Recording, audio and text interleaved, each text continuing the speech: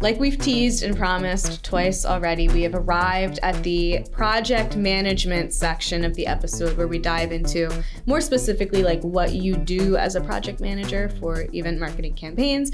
So, Rose, what was it like to PM this engagement with so many variables and moving pieces? What are some tips or observations you can give us? Right. I think it starts at the kind of pre-project phase. Before I even have the first conversation with the team about the project, I make sure that I am understanding every facet of the event and as much of the brand as possible, depending on the time I have available to me. In the perfect world, I love to create a write-up of all the facts that are crucial, almost like the crash course that I was describing earlier, like having that written out, right? What the engagement entails, include links for the team, just so we can prep for the initial kind of kickoff conversation and that everybody has a foundational knowledge about each of the aspects of the engagement. Right.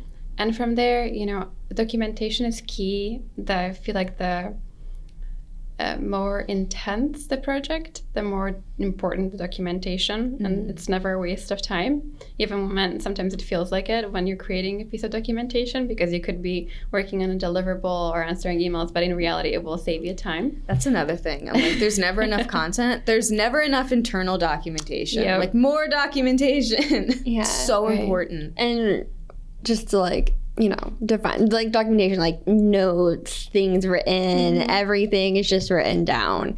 Yeah. Especially because you are juggling so many different details, and you want to make sure that from a project management perspective, you want to make sure that your subject matter experts can focus on doing their job, using their expertise to create something really great, as opposed to keeping mental notes of a lot of different things. Yeah. So, things like timelines, establishing clear milestones, working with teams to create benchmarks, which I think is also crucial in these engagements on a consultative level, because we're keeping expectations very realistic. We're making sure that there is transparency and that honesty in what we do.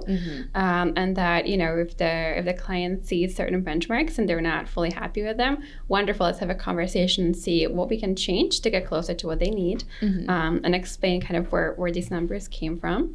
And then, integrating the project management software, ensuring everybody understands where things are and how they should be progressing, and creating these avenues of approvals with the client, understanding their process, establishing these lines of communications, scheduling calls that go on a regular basis at the very, very least.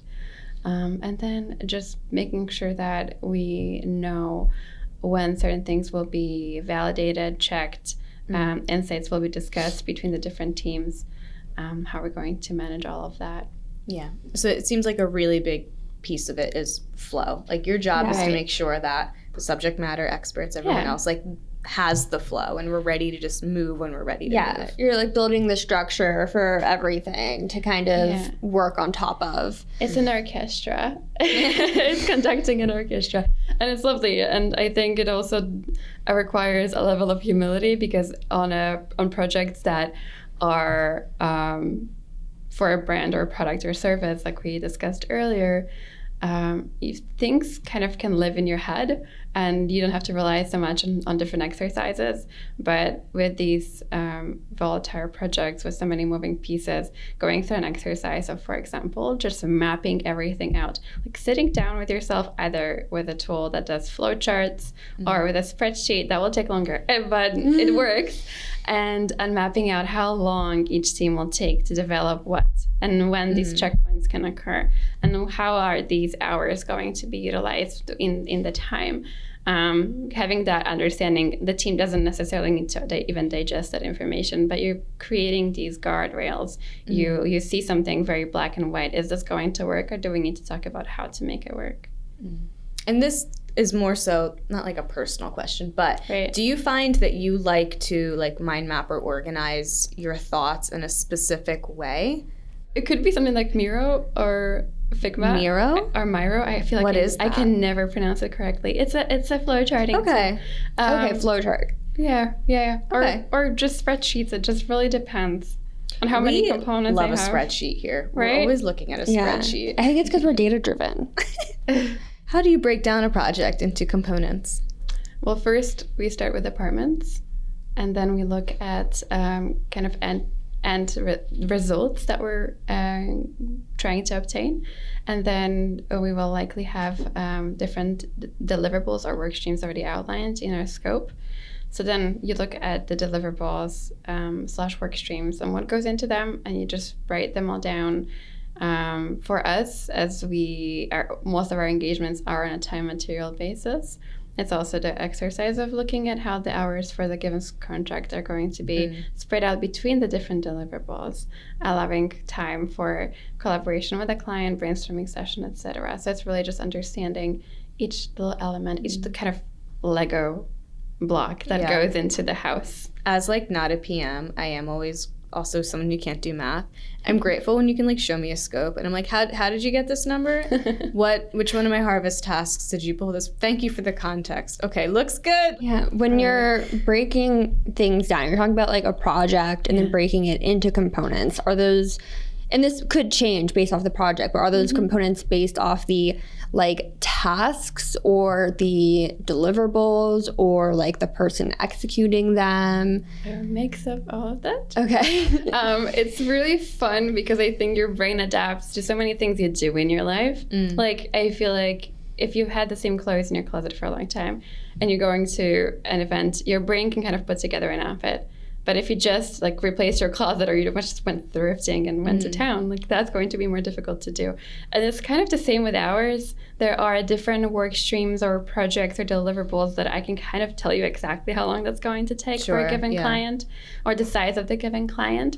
And then other ways, we collaborate with the subject matter experts. We've done it together where we just kind of go through what goes into a given task or deliverable, and we assign the number to it.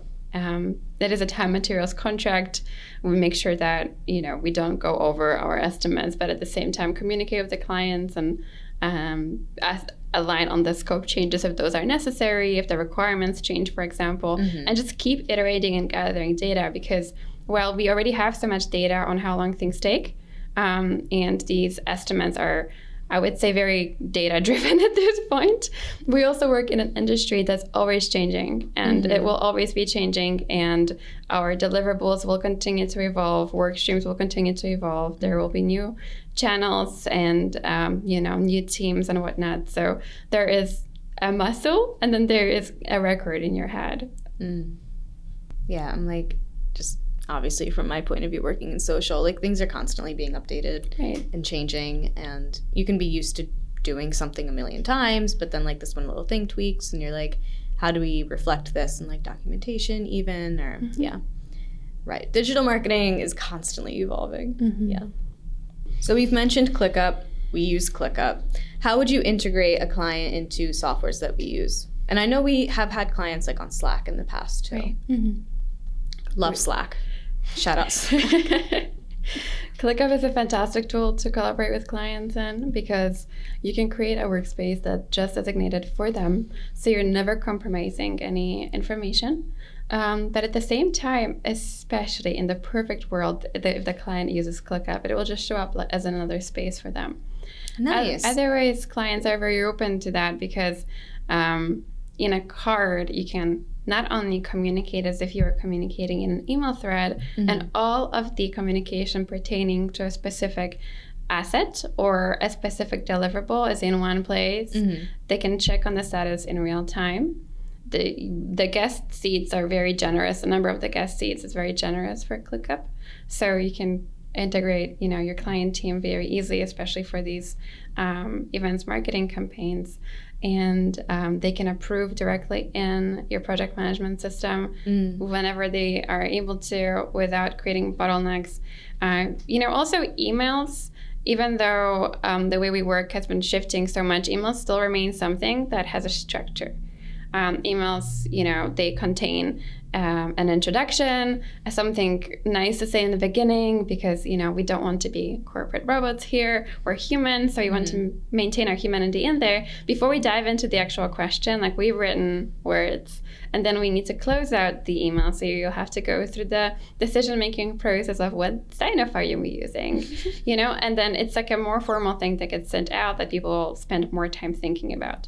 Versus if we're integrated on a project management software level, people can write the same content, the same feedback, or the same questions in a way that's quick, informal.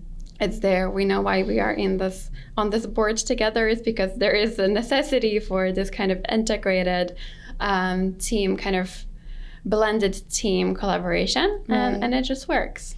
Right, yeah. When you're working like that closely with people, like so quickly on like a quick question base, it just makes sense that it would become like more casual and natural. And I mean, also a great benefit to it is like, I mean, ClickUp has an inbox where you can go look to your messages, but a lot of the times you'll be kind of surfacing, you know, your check-ins will be surfacing through your like boards and calendars. So, unlike a email inbox where the deliverable is sent and then just goes lower and lower and lower and lower and lower, that deliverable will still be like right at the top of the card. Right, and then you forward a change to someone. The deliverables are now gone. Someone has to email you, let you know, hey. Yeah, that's the worst. Someone gets dropped off. Yeah, it's just, we want to keep it as easy and clean as possible. Yeah. I do agree. Like, emails are somehow much more formal. Right. Like, I will spend so much time rereading an email. Right. And not nearly as much time rereading, like, an update in ClickUp. Yeah, and there's a time and a place for that. Sometimes definitely. It's wonderful to have an email sent out. Like, I would never deliver a report on ClickUp. I want the report to be emailed out. I want it to live as something that the client can reference back later on. It lives in email. There's also an element to project managing these sorts of engagement that has to do with physically how you manage the team's workflow. And what I mean by that is, I think we spent more time in these virtual rooms, and I think this is by byproduct of how the way we work changed over the last few years when we're not in the office all together all the time. As you mentioned in the beginning, I'm in Toronto a lot, and so one way to improve efficiency in many places and just make everybody more comfortable is just having a Zoom room open, and then the team can jump in, ask questions. Sometimes it's just multiple people working together, and you know, you can be on mute. You don't have to be on camera if we're not actively brainstorming and collaborating, but we're still sort of there to unmute, ask a question, and it doesn't have to be, again, we're cutting down, contracting these communication channels, and it's not a Slack of, hey, can you hop on Huddle with me? Okay, let's also bring in this person. Like, we're already in a little room, and we're working that way for, you know, however long in a day. Last night, Todd and I were brainstorming something on a Huddle, and I did accidentally mute my mic at one point, but there were multiple times where we were like silent for minutes, and then we were like, hello, are you still there? Like, we're both working, but like, we forgot. Yeah, because you didn't mute, or maybe you did also mute your mic, but you muted your computer. So I was trying to talk to you, and you weren't responding, and then I was like, are you there? And then, I just, like, doubt was cast for the rest of that battle. Because I was quiet, like, thinking and working. Yeah, of course. Yeah. But it is nice to be, like, on a brainstorm like that, too. Yeah. When you're ready to just say something out loud and have someone respond, they're there. Yeah.